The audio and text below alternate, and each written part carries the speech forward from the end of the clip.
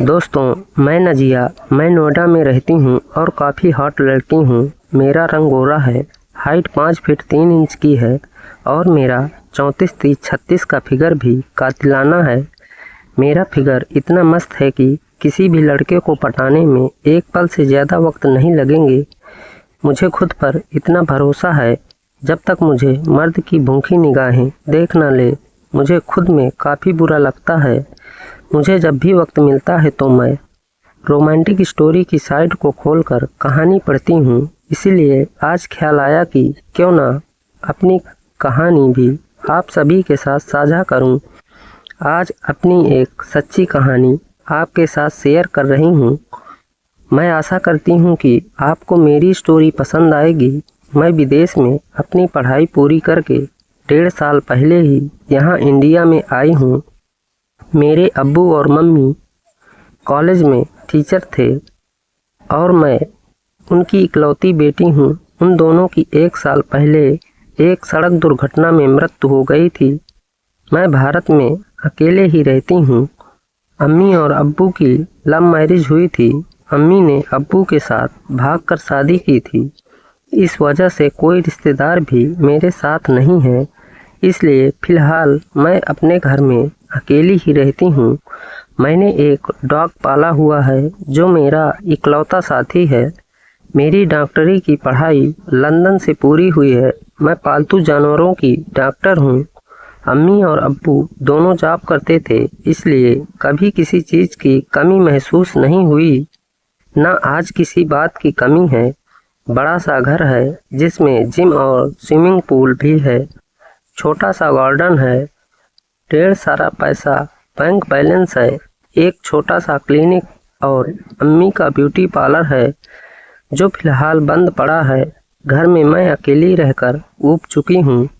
अब्बू के कॉलेज से मुझे अंग्रेजी की टीचर होने के लिए ऑफ़र दिया था, जिसे मैंने सोचकर बताऊंगी बोलकर टाल दिया था। पर अब सोच रही हूँ कि कॉलेज ज्वाइन कर लूँ। छोड़ो ये सब, बाद में देखते हैं। मुझे अपने कॉलेज लाइफ के बारे में आपसे बात करनी है, तो चलो पहले वही सुनाती हूँ। मैं जब लंदन में थी तो वहाँ गर्ल्स हॉस्टल में रहती थी। वहीं के कुछ किस्से आज मैं आपके साथ शेयर कर रही हूँ।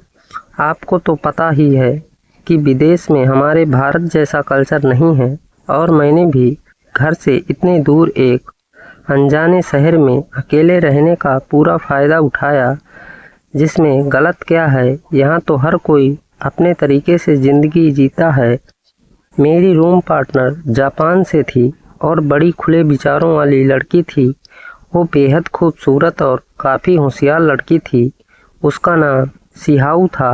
प्यार से सब उसे सी कहते थे। सिहाऊ बड़ी कमाल की बंदी थी। हमारे फिगर लगभग एक जैसे ही थे, जिस वजह से हमें एक दूसरे के कपड़े पहनने में कोई दिक्कत नहीं आती थी। पर उसे तो न्यूड रहना ही अच्छा लगता था, जिस वजह से मुझे भी वही आदत लगी थी।